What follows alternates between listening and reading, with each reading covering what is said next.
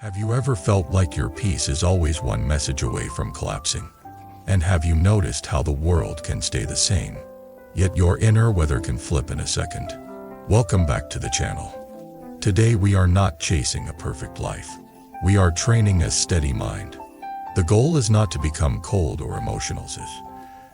The goal is to become unshakable without becoming heartless, to stay soft without being easily shattered, to move through change without losing yourself. Let me paint a scene you probably know. You wake up with a decent mood. You even tell yourself, "Today I will be calm." You step into the day and reality begins to do what it always does. Someone cuts you off. A friend replies late. A teacher looks disappointed. A family member says the same old triggering line. Your plans shift. Your effort goes unnoticed. Your mind starts negotiating, complaining, replaying, predicting. By afternoon, you feel like you have been dragged behind a fast car on a rough road. And then, when the day ends, you wonder, why am I like this? Why do I keep reacting as if every small event is a threat? Buddhist training begins by refusing to lie to ourselves. It says, look directly, not with shame, not with drama, but with honesty. If you are constantly disturbed, it is not because the world is unusually cruel. It is because your mind is unusually sticky. It clings to praise, clings to comfort, clings to control, clings to being right, clings to being seen. The world keeps moving, and the sticky mind keeps grabbing, and that friction becomes suffering. Now here is the surprise that changes everything. The Buddha did not teach that suffering is a punishment. He taught that suffering is a message. It is information. It reveals where attachment is hiding, where ignorance is hiding, where craving is hiding, where fear is hiding. And if you treat suffering as information, you stop wasting it. You start learning from it. So when people talk about principles that make nothing affect you, we need to be very precise. You will still feel things. You will still experience loss, disappointment, pain, grief. You are human. But the difference is that you stop being owned by those experiences. You stop adding a second arrow. The first arrow is what happens. The second arrow is the story you shoot into your own heart. Let us talk about that second arrow, because it is where most people bleed. Something happens, a simple fact. Then the mind says, this should not be happening to me. This means I am not enough. This means they do not respect me. This means the future is ruined. This means I will always be alone. This means I am trapped. And with each sentence, you add weight, the body tighten, the breath shorten, the world narrows. You become a small creature cornered by your own imagination. Buddhist practice gently pulls you back to the raw truth of the moment. It says, what is here now? A sound, a sensation, a thought, a feeling. And then it asks, can you stay present without obeying every thought that shows up? This is where awareness becomes your first shield. Not a shield that blocks life, but a shield that blocks confusion. Because if you can see the mind clearly, the mind cannot secretly drive you. I want to tell you a story that feels like a story, but it is also a mirror. There is a person who wants to be respected. They are not asking for worship, just basic respect. They work hard. They try to be kind. They want to be valued. One day they present an idea, and someone dismisses it. Not violently, not cruelly, just dismisses it. The person feels he tries in the chest. The mind begins to shout, how dare they? The whole afternoon becomes a courtroom drama. The person replays the conversation, imagines winning arguments, imagines humiliating the other person, imagines quitting, imagines revenge success. The body is exhausted, and nothing has actually happened except one dismissive moment. Later that night, the person sits quietly and asks, why am I suffering so much? And in that quiet, they see the real chain. It is not the other person. It is the craving to be seen as important. the craving to be confirmed, the craving to feel safe through status. That craving is never satisfied for long. Even when you get respect, you fear losing it. Even when you get praise, you fear silence. So the person begins to practice a different way. They keep doing good work. They keep speaking clearly. But they stop begging for validation. They begin to find dignity inside, not outside. That is the direction of the path. You do not stop living. You stop being dependent. Now we need to bring in the deeper engine that makes this possible. In Buddhism, the mind is trained through understanding and meditation. Understanding means you see how reality works. Ethics means you stop creating unnecessary conflict and regret. Meditation means you learn to sit in your own mind without being dragged. Understanding begins with impermanence. Everything changes. Your mood changes. Your relationships change. Your body changes. Your reputation changes. Your plans change. Seasons change. This is not a mistake. This is the law of life. When you resist impermanence, you suffer. When you cooperate with impermanence, you become flexible. Think about how many problems come from wanting a fixed world. You want people to stay the same, but they grow. You want your body to stay the same, but it ages. You want success to stay, but markets shift. You want love to stay easy, but life adds pressure.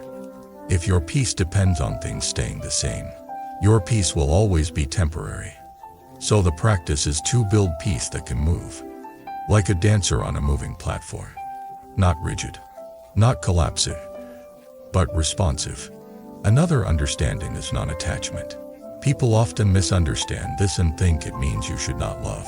That is not it. Attachment is not love. Attachment is fear. Attachment says, I need you to behave in a certain way so I can feel okay. Love says, I want your well-being, and I will be honest, and I will be present, but I will not turn you into my medicine. This matters so much for relationships. Many arguments are not about the topic on the surface. They are about hidden attachment underneath. Someone forgets a small thing and the other person explodes. Why? Because the explosion is not about the small thing. It is about the story. If you forget, it means I do not matter. That story is attachment to being constantly reassured. When you practice non-attachment, you still care, but you do not demand. You can speak your needs, but you do not worship your needs.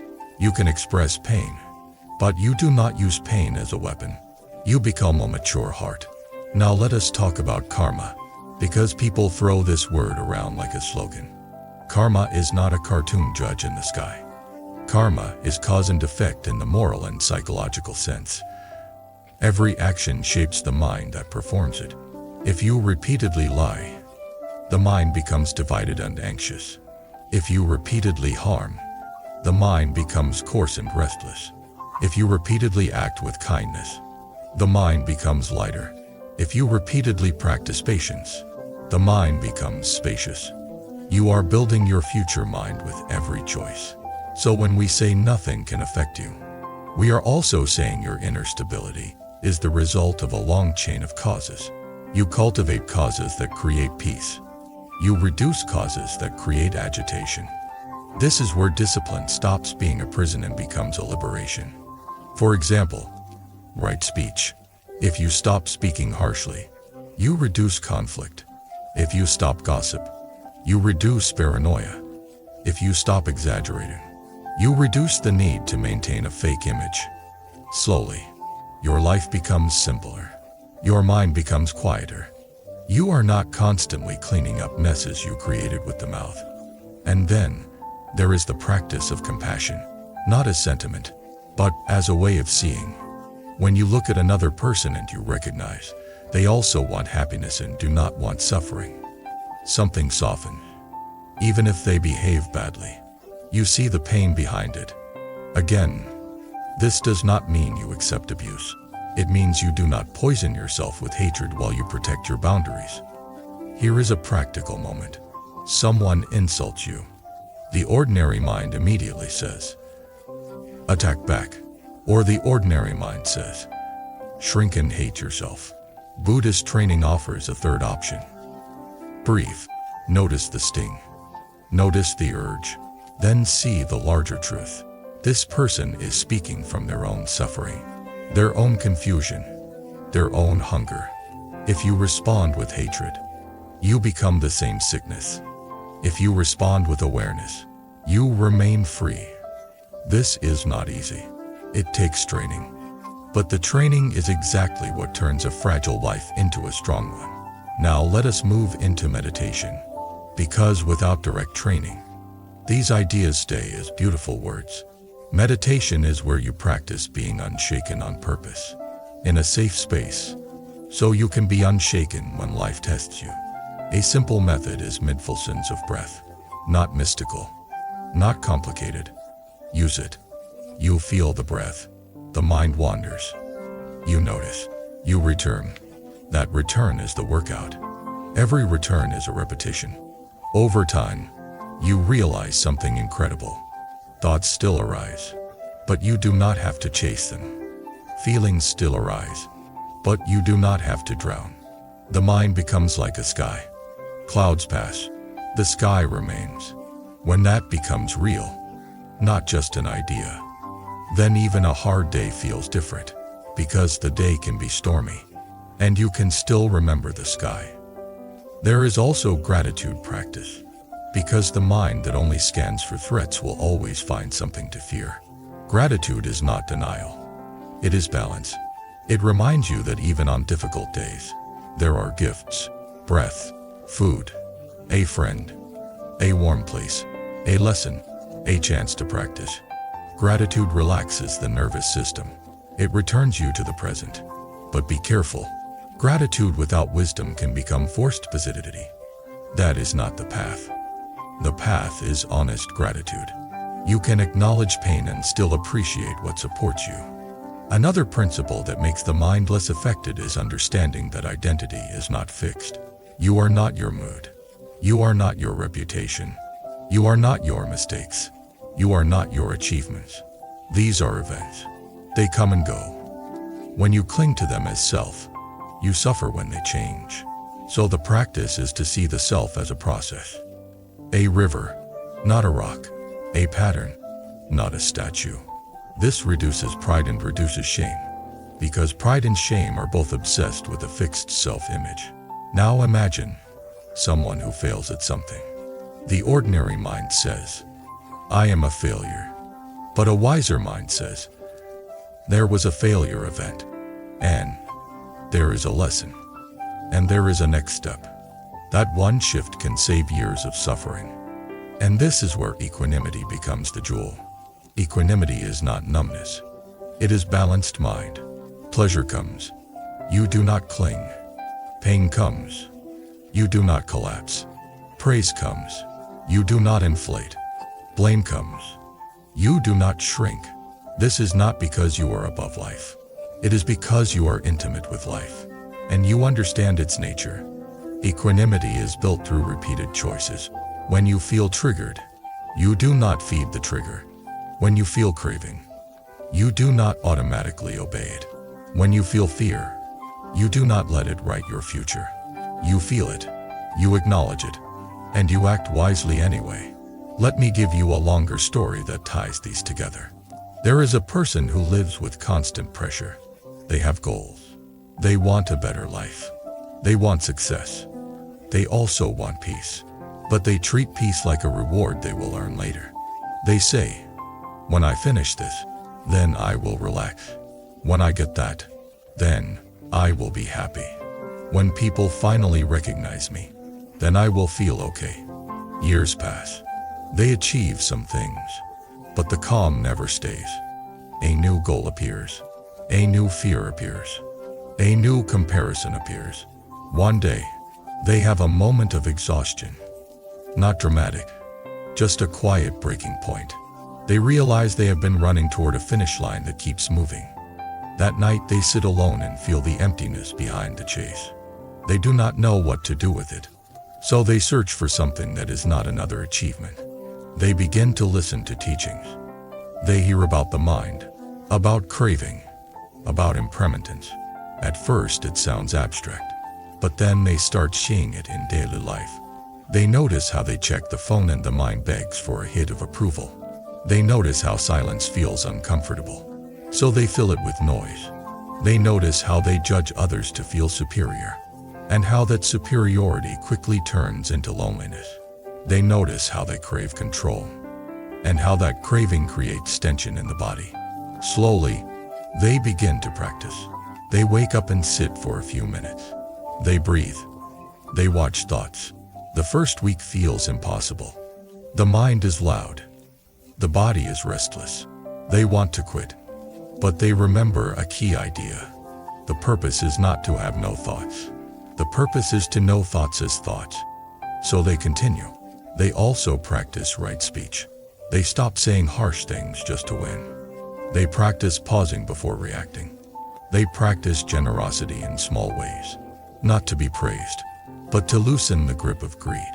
They practice forgiveness, not because others deserve it, but because carrying hatred is like carrying a burning coal. Then something changes in a subtle way. The world does not become kinder overnight. People still disappoint them. Plans still fail, but the inside starts to feel roomier. When an insult comes, it still stings, but it does not control the whole day. When a mistake happens, they still regret it, but they do not spiral into self-hatred. When someone ignores them, they feel the ache, but they do not chase validation like a starving animal. They begin to notice a new kind of confidence. Not the confidence of ego, but the confidence of stability. The confidence that says, I can handle this. I do not need to panic. I do not need to control everything. I can respond with wisdom. This is the fruit of the path. It is not flashy. It is deeply practical. It makes you more effective, not less, because a calm mind makes better decisions. A compassionate heart builds better relationships. An ethical life creates fewer regrets. A mindful presence makes your work cleaner. Now, I want to address a fear many people have. They hear about non-attachment and equanimity and they think, will I become boring? Will I lose passion? Will I stop wanting a better life? Here is the truth. Passion becomes purer. It becomes less desperate. You can still pursue goals, but your goals no longer own you. You can still love people, but your love is no longer a cage. You can still care about success, but your self-worth is not hanging from it like a fragile ornament. You become like an archer. You aim carefully. You release the arrow. Once released, you do not chase the arrow screaming. You adjust your stance. You learn. You shoot again. That is mature action. Now bring this back to the phrase, nothing can affect you. In real Buddhist terms, what it points to is inner refuge. The outer world is unstable, so you cultivate a refuge that is not dependent on outer stability. That refuge is awareness, ethical living, compassion, and insight. When awareness is strong, you see triggers before they hijack you. When ethics are strong, you do not create as much chaos. When compassion is strong, you do not burn your own heart. When insight is strong, you stop confusing temporary events with permanent identity. So yes, things still happen, but they happen in a larger space. And that space is freedom. Now I want to share a relatable example that might connect with you. Imagine a friend who always seems calm. You wonder, do they have an easier life? Then you learn they have problems too, but they do not react the same way. Their secret is not luck. Their secret is practice. They pause. They breathe. They choose words carefully. They do not feed drama. They do not chase every argument. They accept what they cannot change and work on what they can. That person is not superhuman. They simply train the mind the way you train the body. And the good news is, you can do this too. Start with a small commitment. When you feel the urge to react, pause for one breath. Just one. Feel the inhale. Feel the exhale. In that breath, ask yourself, what response reduces suffering? Not what response wins. Not what response proves I am right. What response reduces suffering for me and for others? Sometimes the answer is silence. Sometimes it is a firm boundary. Sometimes it is a gentle truth. Sometimes it is walking away. Sometimes it is apologizing. Sometimes it is letting go. And here is the most important part. Do not wait for perfect conditions to practice. Practice in the mess. Practice when you are tired. Practice when you are irritated. Practice when you are tempted. Because the whole point is to bring awareness into real life, not into a fantasy. As you do, you will notice pattern. You will see the same triggers repeating. You will see the same cravings repeating. And you will realize these are not enemies. They are training partners. Each trigger is a bell that calls you back to awareness. Over time, the bell becomes less violent. The mind becomes less sticky. You become more spacious. And then one day, something happens that would have destroyed you before, and you realize, I am still here. I am breathing. I am steady. I can respond. That moment is priceless. Now, let us close with a reflection that I hope stays with you. The world will always have noise. The question is, will you turn that noise into inner war? Or will you let it pass through a mind that is trained, a heart that is compassionate, and a life that is guided by wisdom? Thank you for being here. If any part of this connected with you, tell me your experience in the comments. What is the one thing that affects you the most right now? And what do you think a wiser response could look like? And if you want more long-form teachings like this, subscribe to the channel, like the video, and share it with someone who needs a calmer mind in a chaotic season. Stay steady, stay kind, and I will see you in the next one.